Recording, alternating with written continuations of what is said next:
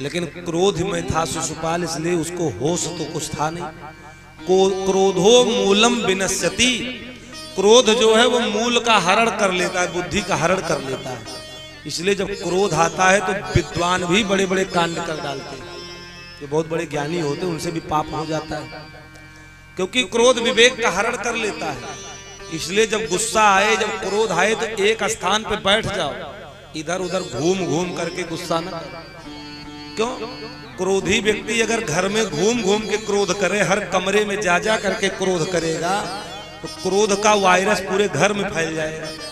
और जो जो उस वायरस के अंदर आएगा, बेटा आएगा वो भी क्रोधित, बहू आएगी वो भी क्रोधित, माता जी आएंगी वो भी क्रोधित, पिता आएगा वो भी क्रोधित, कोई अन्य व्यक्ति आ गया वो भी क्रोधित।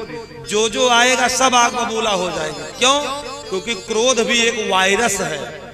जैसे वायरस मोबाइल में आ जाता है तो मोबाइल हैंग करने लगता है, ऐसे क्रोध पूरे घर में अगर घूम घूम के दौड़ दौड़ के क्रोध करोगे तो वायरस पूरे घर में फैल जाएगा, और जो जो उसके अंदर आएगा सब क्रोधी हो जाएगा। ये विज्ञान ने भी इसका रिसर्च किया। इसलिए पहले के जमाने में कोप भवन बनाए जाते थे। अयोध्या में राजा दशरथ जी ने बनाया था कोप भवन। एक कमरा घर में कोप भवन के नाम से था कि किसी को गुस्सा लगे, क्रोध आवे, कोई गुस्से में हो तो उसी कोप भवन में जाके बैठ जाए। पत्नी गुस्सा हो, पिता गुस्सा हो, माता जी गुस्सा हो, तो शाम के समय जब महाराज राजा दशरथ जी राजपाट करके जब महल में वापस लौटते थे तो पूछते थे भाई फला रानी कहाँ है? पता चलता था कोप भवन में बैठी। तो महाराज जान जाते थे आज कुछ गड़बड़ है, कुछ क्रोध में है, तो जाते थे, मना के लेके चले आते थे। तो एक कमरा घर में कोप भवन के नाम से भी रखो, जिसको क्रोध आए जाके वहीं बैठ जाओ, तो बड़ी सुविधा रहेगी, आसानी रहेगी, जाके मना के लेके चला आएगा व्यक्ति।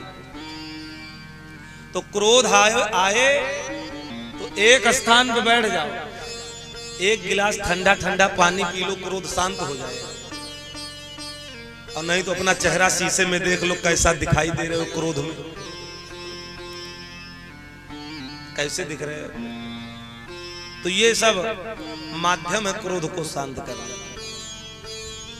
तो शिशुपाल के अंदर क्रोध था, क्रोध में 100 गाली दे डाला, होश नहीं था कि भगवान ने 100 गाली का ही बुआ को वचन दिया कि 100 गाली तक हम क्षमा करेंगे।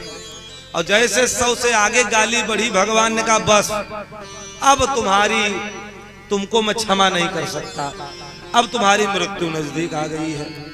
तुरंत सुदर्शन चक्र को अनुमति दिया भगवान ने। सुदर्शन चक्र दौड़ता हुआ बड़ी शीघ्रता से गया और शिशुपाल का गला शरीर से अलग कर दिया, और वो सर पृथ्वी पर आकर के धड़ाम से गिरा, तेज की आवाज हुई और एक दिव्य ज्योति निकली, भगवान श्री कृष्ण के चरण कमलों में आकर के समाहित हो गई। देवता पुष्प की वर्षा करने लगे, जरासंध का वध हो गया, शिशुपाल का वध हो गया।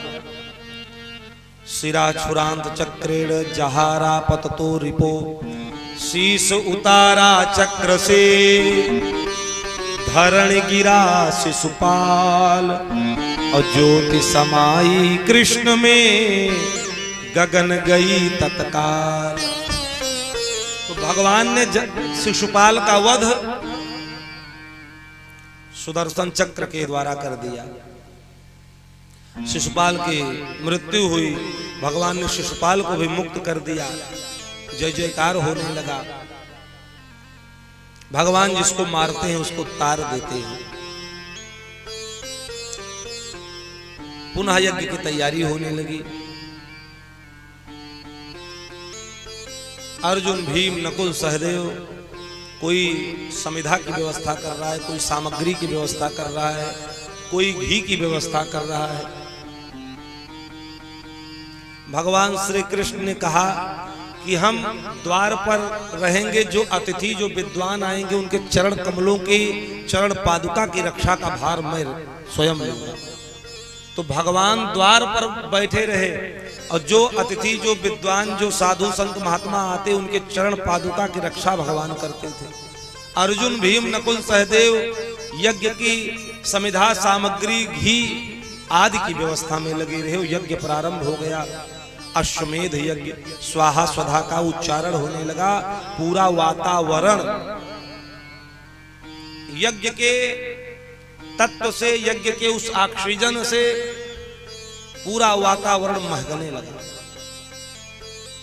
हमारे शास्त्रों में पंच महायज्ञ की विधि है, पंच महायज्ञ की महिमा है वैदिक सनातन साहित्य में।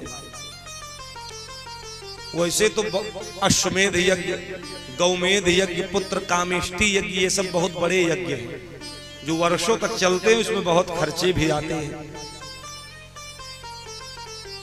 इन यज्ञों को महायज्ञ नहीं कहा गया, जबकि बहुत बड़े यज्ञ हैं। अश्वमेध यज्ञ बहुत बड़ा यज्ञ है। जो 100 अश्वमेध यज्ञ कर लेता था उसको इंद्र का पद मिल जाता था सतयुग त्रेता द्वापर में। लेकिन इन यज्ञों को महायज्ञ नहीं कहा गया। 5 यज्ञ हैं सनातन संस्कृति में, जो सनातन संस्कृति के प्राण हैं, उनको महायज्ञ कहा गया है। हैं बहुत छोटे छोटे, लेकिन जो इन यज्ञों को करता है समझो प्रत्येक दिन महायज्ञ कर रहा है। उस पंच महायज्ञ में पहला यज्ञ है ब्रह्म यज्ञ। ब्रह्म माने होता है परमात्मा, ईश्वर, भगवान। सुबह उठो तो 1000 काम छोड़ के पहला काम भगवान का भजन करना चाहिए। शास्त्र कहता है काम तो जीवन भर रहेगा, जिंदगी जब तक है फुर्सत न होगी काम से, कुछ समय ऐसा निकालो, प्रेम कर लो भगवान राम से। तो पहला यज्ञ है ब्रह्म यज्ञ। सुबह उठो तो 1000 काम हो, छोड़ो, पहला काम भगवान का भजन करो। जितना समय उतना करो, लेकिन करो जरूर। प्रत्येक दिन 1 घड़ी आधी घड़ी आधी में पुनियाद, और तुलसी संगत साधु की हरहि कोटि अपराध। 1 घड़ी 24 मिनट की होती है, कम से कम 24 मिनट भगवान का भजन करो। 24 मिनट नहीं कर सकते तो 12 मिनट करो। अगर बहुत व्यस्त रहते हो 12 मिनट भी भगवान का भजन नहीं कर सकते तो 6 मिनट करो। 6 मिनट भी नहीं कर सकते तो 3 ही मिनट करो। अगर 3 मिनट भी भगवान की आराधना नहीं कर सकते तो चुल्लू भर पानी लो, उसी में डूब के मर जाओ। ये हम नहीं कहते, हमारे यहाँ बहुत बड़े संत हुए, अब नहीं है।